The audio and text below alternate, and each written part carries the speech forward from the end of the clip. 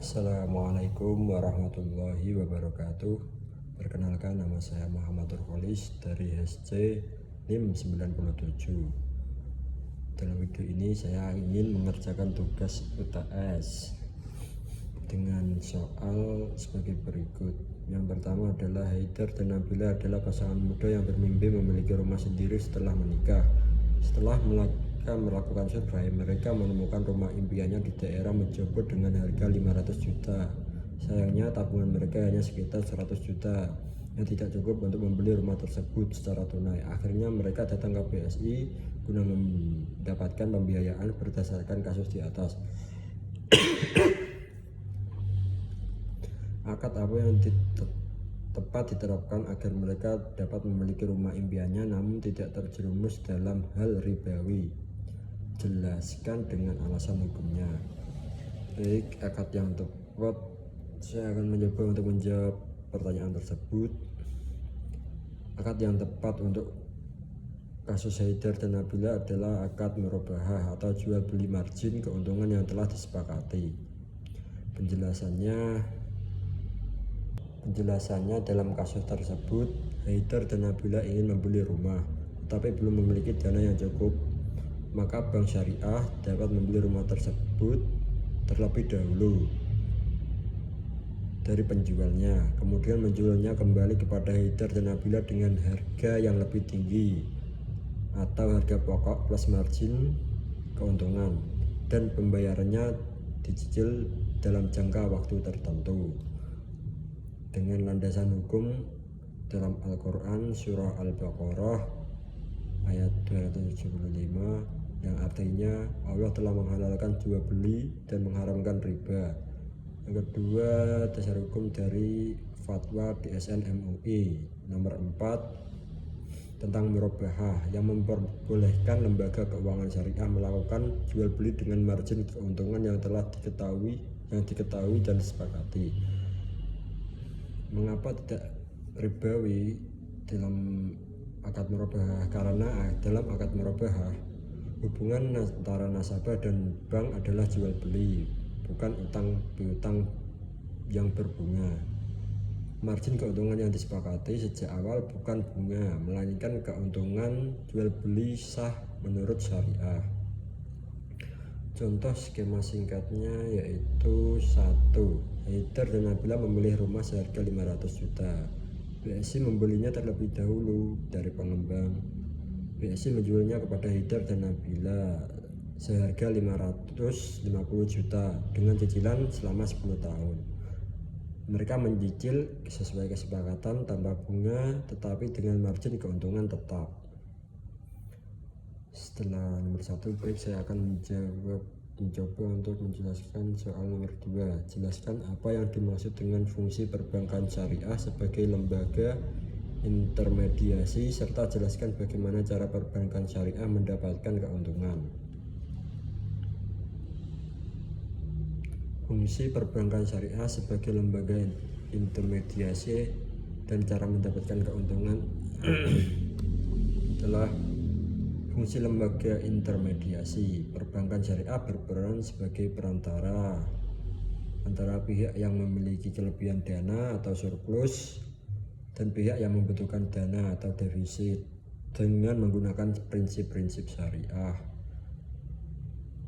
Artinya, bank syariah menghimpun dana masyarakat melalui produk tabungan giro dan deposito dengan akad wadiah dan murabahah, lalu menyalurkan kembali dana tersebut ke pihak yang membutuhkan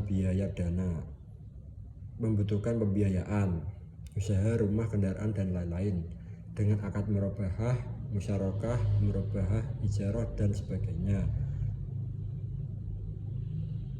Cara bank syariah memperoleh keuntungan: 1. Dengan bagi hasil atau profit sharing. Dari akad mudharabah dan musyarakah, bank mendapatkan bagian keuntungan sesuai nisbah yang disepakati. Contoh, nasabah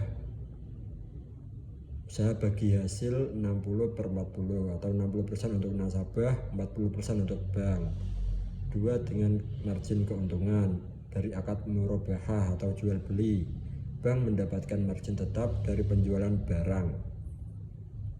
Yang ketiga yaitu dari ujroh atau fee atau jasa, dari akad ujroh atau sewa atau wakalah jasa perantara, bank mendapatkan imbalan berupa biaya jasa.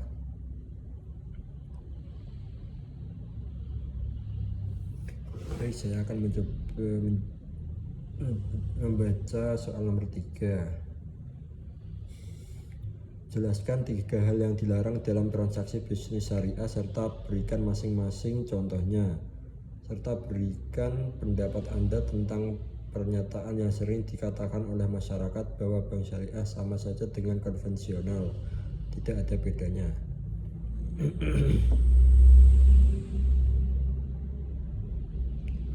Baik, saya akan mencoba untuk menjawab perbedaan. 3 hal perbedaannya. Nomor 1 adalah 3 hal yang dilarang oleh transaksi bisnis syariah. 1. Riba atau bunga, tambahan atas pokok pinjaman karena waktu, diharamkan karena menzalimi salah satu pihak. Contoh kasus adalah contoh pinjam bank konvensional. Horor atau ketidakjelasan, ketidakpastian dalam akad yang dapat merugikan salah satu pihak. Menjual, contohnya yaitu menjual barang yang belum jelas atau tebasan, misal membeli rambutan padahal barang tersebut atau rambutan tersebut masih belum matang, nggak tahu kejelasannya atau kedepannya bagaimana. Yang ketiga adalah maisir atau judi spekulasi, transaksi berbasis untung-untungan tanpa usaha yang jelas. Contoh perjudian, spekulasi.